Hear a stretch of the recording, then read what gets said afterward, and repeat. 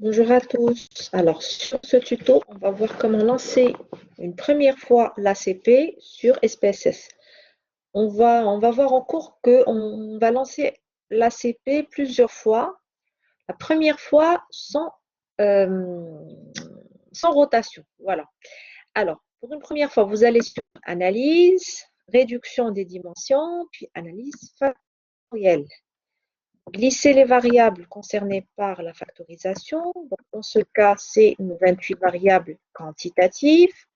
Vous allez sur descriptif, vous cochez coefficient. Alors ici, ce que j'ai coché, c'est en fait pour avoir la fameuse matrice de corrélation.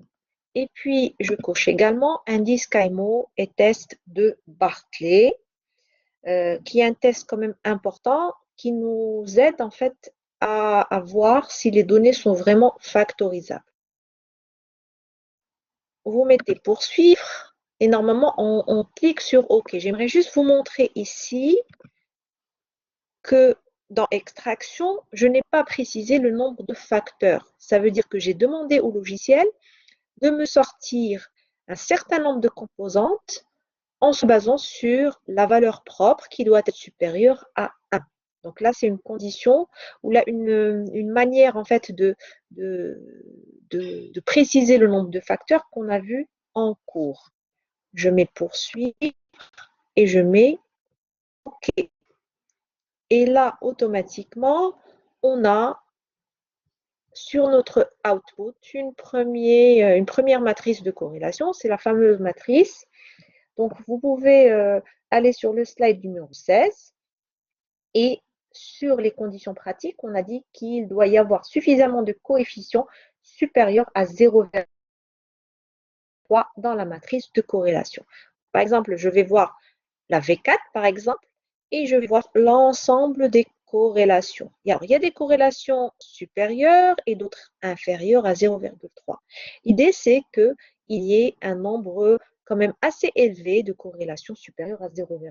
C'est-à-dire que finalement, cette variable V4, elle est assez corrélée avec les autres variables qu'on a introduites dans la factorisation. Sur le deuxième tableau, c'est finalement les résultats de la petite case qu'on a cochée en termes de test de Barclay et de CAIMO. Alors, on commence par le test de Barclay qui est inférieur à 5%. On peut le voir ici dans la signification.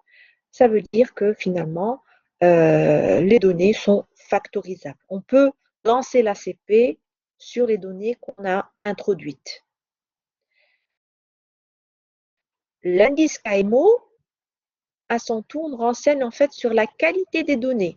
Est-ce que, on sait que sur le test de Barclay, on peut lancer la factorisation, mais finalement, est-ce que les variables ont un grand pouvoir de factorisation ou elles sont faiblement factorisables? L'indicateur KMO varie entre 0 et 1. Et plus c'est proche de 1 et mieux c'est. Ce qui est notre cas ici, on est à 0,940. Le prochain tableau, c'est le tableau de représentation, donc nommé par SPSS qualité de représentation. Et en fait, sur ce tableau, ce tableau nous renseigne sur la communauté. Alors, communauté, on a vu la communauté sur le slide numéro 27. La communauté est un critère de qualité pour voir la qualité de la factorisation.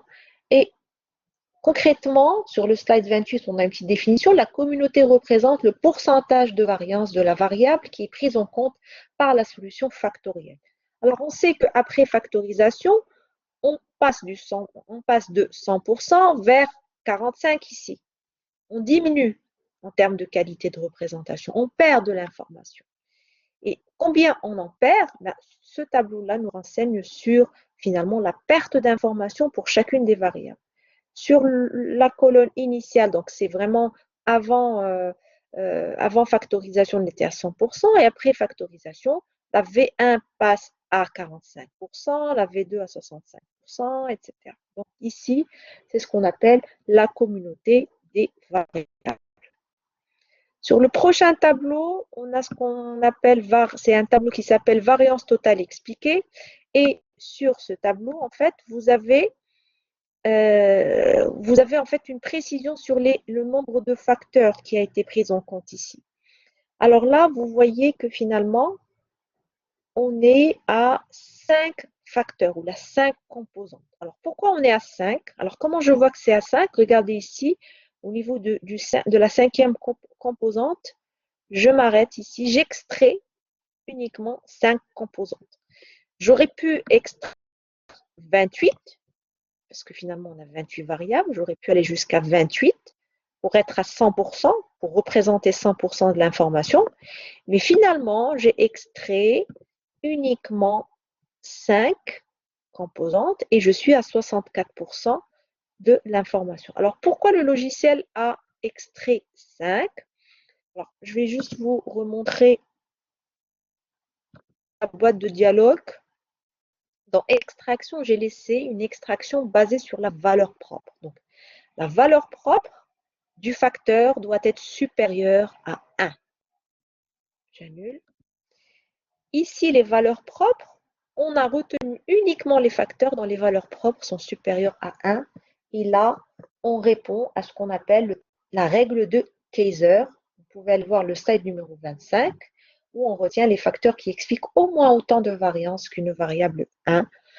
Une variable, pardon, x. Et donc là, on est sur des composantes qui ont des valeurs propres supérieures à 1. Et là, du moment que la composante 6 est à 0,9, on n'a pas retenu la composante 6, on s'est arrêté à 5 uniquement.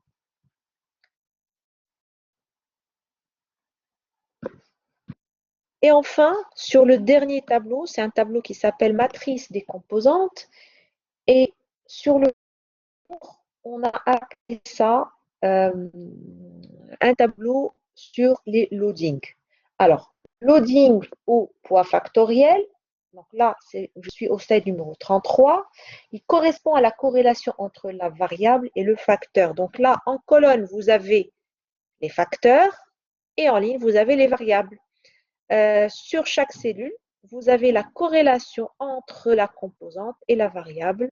Donc, par exemple, ici, je ne sais pas si vous arrivez à bien voir le pointeur. J'ai 0,686. C'est la corrélation, ou bien ce qu'on appelle le loading, entre la variable 5 et le loading numéro 1.